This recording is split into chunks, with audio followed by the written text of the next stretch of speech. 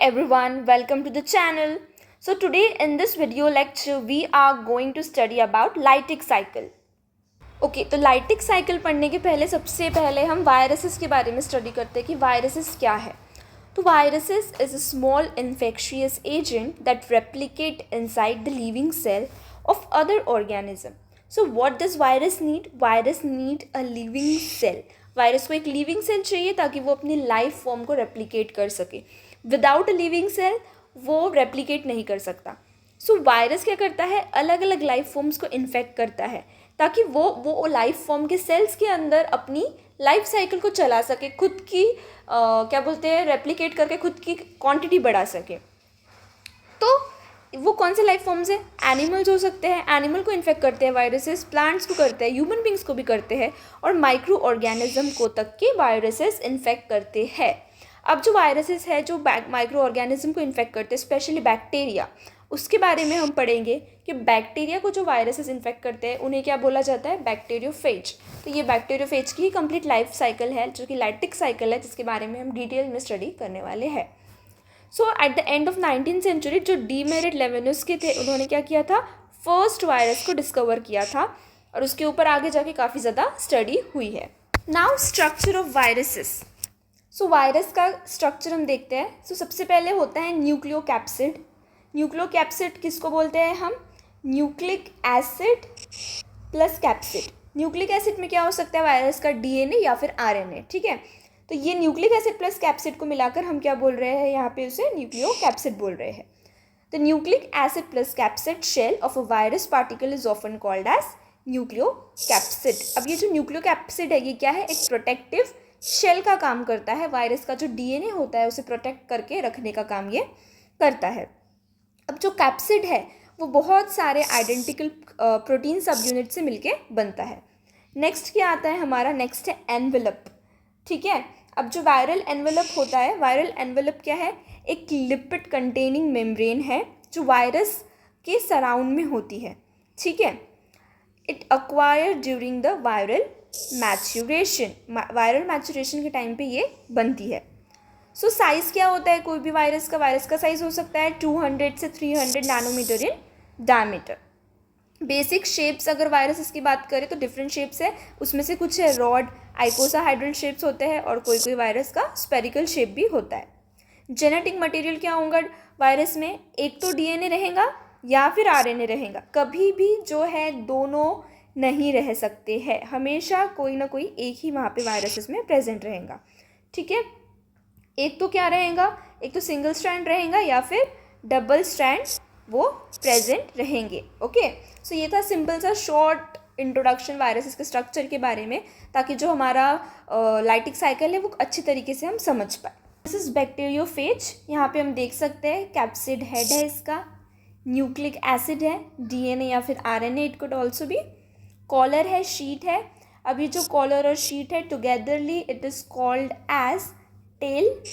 ठीक है, next tell के नीचे अटैच होते हैं हमारे बेस प्लेट्स. बेस प्लेट्स में कुछ एंजाइम ये सिक्रेट करते हैं. बेस प्लेट को ही अटैच क्या रहता है? स्पाइक. और फिर लास्ट में है टेल फाइबर्स. अब ये टेल फाइबर का मेन रोल है अटैचमेंट का.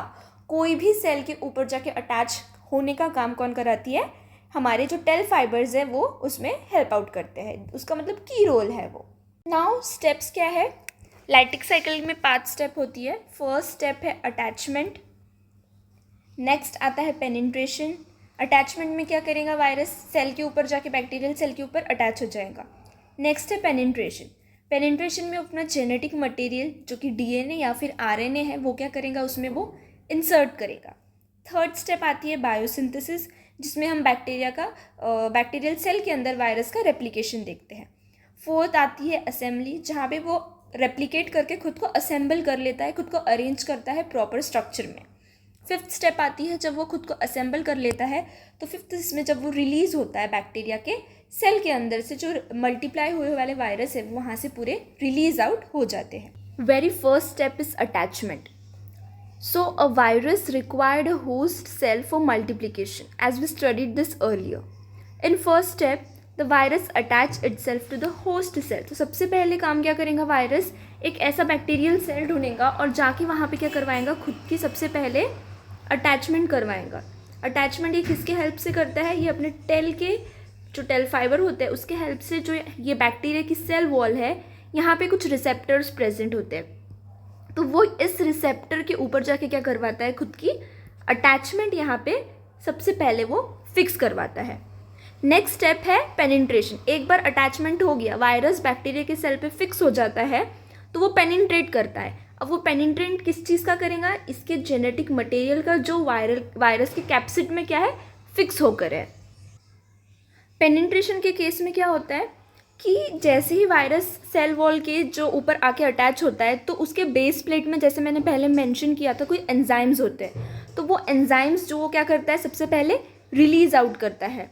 तो उसके कारण क्या होगा, जो सेल वॉल है बैक्टीरिया की वो डिग्रेड होना स्टार्ट हो जाएंगी, जिसके हेल्प से वो क्या करेगा, डिग्रेडेशन के बाद उसके जो जेनेटिक मटेरियल है वो होस्ट के अंदर फिर क्या करवाएगा, इंसर्ट करवाएगा, रिलीज़ कर देगा।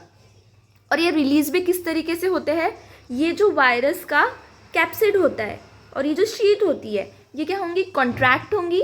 कॉन्ट्रैक्ट के हेल्प से ये जो फिर जेनेटिक मटेरियल है धीरे धीरे पेनिट्रेट हो जाएगा बैक्टीरिया की सेल के अंदर। नेक्स्ट स्टेप जो है वो बायोसिंथेसिस है। ये पहले हम स्टेप की थ्योरी पढ़ते हैं, उसके बाद हम डायग्रामेटिकली उसे देखेंगे कि किस तरीके से चीज़ें हो रही है। अब क्या हुआ, जेनेटिक मटेरियल जो है वायरसेस का वो किसके अंदर आ गया है, बैक्टीरिया की सेल के अंदर जो जेनेटिक मटेरियल है वो कम्प्लीटली आ गया है। इस तरीके से ये अटैचमेंट हुआ था। अब जेनेटिक मटेरियल यहाँ पे आ गया है।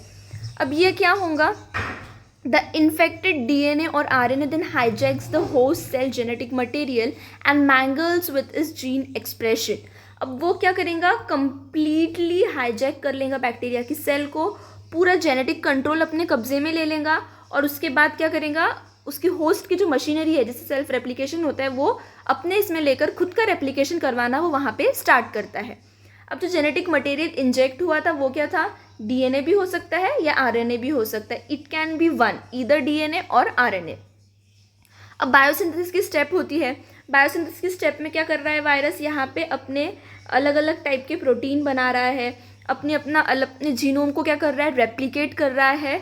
किसकी मशीनरी यूज़ करके, बैक्टीरियल सेल की मशीनरी यूज़ करके वो वहाँ पे खुद को कम्प्लीटली रेप्लिकेट करता है और अपने प्रोटीन्स को भी वहाँ पे रेप्लिकेट करता है। अब जैसे ही इसका कंप्लीट रेप्लिकेशन हो जाता है तो नेक्स्ट स्टेप क्या आती है, assembly. Virus take over the cell machinery to produce the multiple viral components. Simply put the virus infect the host to produce more virus parts.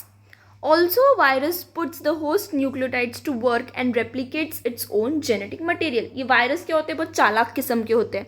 क्या करते हैं कि जो बैक्टीरिया के न्यूक्लियोटाइड्स है, उसकी होस्ट मशीनरी है, उसको भी काम पे लगा देते हैं और उसका पूरा जेनेटिक मटेरियल खुद का वो क्या करवा लेते हैं, रेप्लिकेट करवा लेते हैं।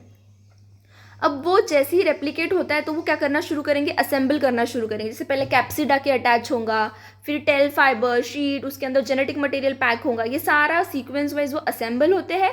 और जो लास्ट स्टेप आती है वो है रिलीज। ठीक है, the capsid are assemble followed by the genetic material. सबसे पहले क्या आएगा असेंबली में, आता है जेनेटिक मटेरियल, उसके बाद हेड आता है और हेड के बाद टेल फाइबर लगती है और वो पूरा एक कंप्लीट स्ट्रक्चर रेडी हो जाता है, असेंबली कंप्लीट हो जाती है। फिर अब क्या होगा, ये जो बैक्टीरिया की सेल थी, सेल वॉल थी, उसको फिर से वो क्या करेंगे, डिसइंटीग्रेट करेंगे सेल वॉल को और वहाँ से वो बर्स्ट आउट होके पूरे बाहर निकल जाएंगे। और यहाँ पे हर एक वायरस फ्री है क्या करने के लिए, नेक्स्ट बैक्टीरियल सेल को इन्फेक्ट करने के लिए। अब हम डायग्रामेटिकली स्टडी करते हैं कि ये सारी प्रोसेस किस तरीके से होती है। तो ये रही हमारी फर्स्ट स्टेप। यहाँ पे देख सकते हैं अटैचमेंट हुई है वायरस की। यहाँ पे जो ये दिख रहा है ये क्या है, ये बैक्टीरिया का जीनोम है। ठीक है, और अटैचमेंट वाली स्टेप में वायरस का जो जीनोम है वो अभी भी उसी के अंदर पैक होकर है, उसकी कैप्सिड के अंदर। नेक्स्ट स्टेप में क्या होगा, पेनिट्रेशन की स्टेप आएंगी। पेनिट्रेशन की स्टेप में वो क्या करेगा, डिग्रेडेशन कर देगा बैक्टीरिया की सेल वॉल का। और क्या कर रहा है, यहाँ पे वो खुद का जेनेटिक मटेरियल डाल रहा है। और जैसे ही वो अपना जेनेटिक मटेरियल डाल रहा है तो यहाँ पे हम देख सकते हैं जो बैक्टीरिया का जेनेटिक मटेरियल है वो पीसेस में टूट गया है, उसका भी डिसइंटीग्रेशन कम्प्लीटली हो गया है। नेक्स्ट स्टेप क्या आती है, सिंथेसिस आ रही है हमारी नेक्स्ट स्टेप।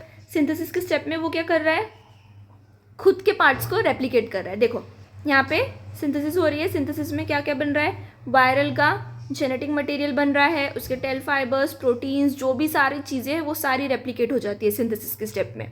नेक्स्ट स्टेप क्या आती है, असेंबली आती है। अब ये जितनी भी रेप्लिकेट हुई वाली चीज़ें हैं वो सारी एक इसमें असेंबल होना शुरू कर देंगी। यहाँ पे कम्प्लीटली पूरा यहाँ पे असेंबली कैसी होंगी, देखो हेड आएगा, हेड के अंदर ये पैक हो गया जेनेटिक मटेरियल, कैप्सिड उसके ऊपर आ गया, कैप्सिड के बाद यहाँ पे शीट अटैच हो गई, टेल फाइबर्स पूरे अटैच हो गए। तो इस तरीके से कंप्लीट हमारा वायरस तैयार है। अब वायरस तो बन गया बैक्टीरिया के सेल के अंदर, अब वहाँ पे पड़े पड़े क्या करेगा, वहाँ पे तो कुछ उसका काम नहीं है। नेक्स्ट स्टेप में वो क्या करेगा, खुद को रिलीज करेगा। क्या करेगा, यहाँ से फिर से वो अपने एंजाइम रिलीज करेगा जो सेल वॉल को डिग्रेड करेंगे, और डिग्रेड करने के बाद वो अब यहाँ से फ्री है एयर में मूव करने के लिए। अब ये वायरस जा सकता है किसी और बैक्टीरिया के पास, और किसी और बैक्टीरिया को जाके ये क्या करेगा, इन्फेक्ट करेगा। अब एक ही सेल में क्या होता है, 200 से लेके 300 वायरस रिलीज होते हैं at a time. So that is a huge number of viruses that is been releasing from a per cell of bacteria. So ये सिंपल सी प्रोसेस थी लाइटिक साइकिल की, ज़्यादा कुछ कॉम्प्लिकेट नहीं है। Hope you like the video. If you like the video please do like, comment, share and don't forget to subscribe the channel. Thanks for watching.